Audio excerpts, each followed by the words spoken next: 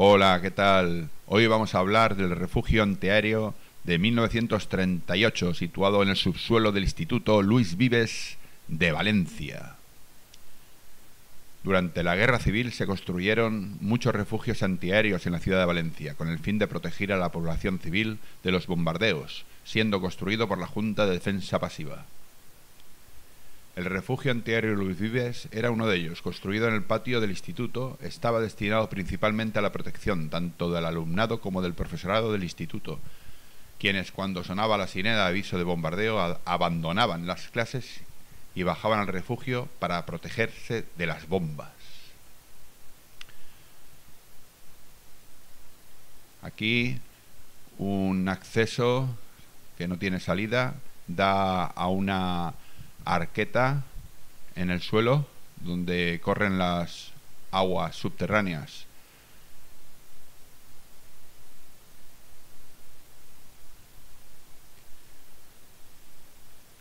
Este refugio consta de 4 galerías.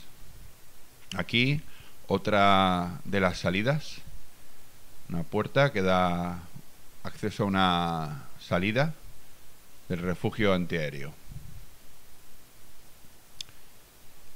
Consta de 4 galerías con forma de bóveda, unidas entre sí por pasillos transversales constando de respiraderos para su ventilación, teniendo una capacidad aproximada de unas 500 personas.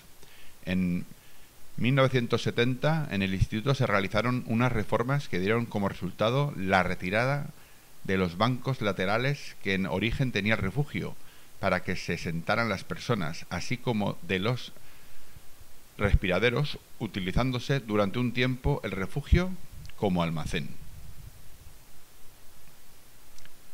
Las entradas del refugio eran mediante rampas para facilitar el acceso rápido sin caídas. En la actualidad, el acceso del mismo se realiza mediante una escalera, cuya entrada está a mitad del patio del recreo. Actualmente está rehabilitado con un sistema de iluminación interior renovado, teniendo el refugio unas condiciones muy buenas de conservación, realizándose visitas guiadas cada cierto tiempo por parte de uno de los profesores del instituto. Y ya finalizada la visita, por el mismo sitio que entramos, salimos del refugio. Bueno, pues esto ha sido todo. Espero que les haya gustado y se suscriban a este canal. Venga, nos vemos en el siguiente vídeo.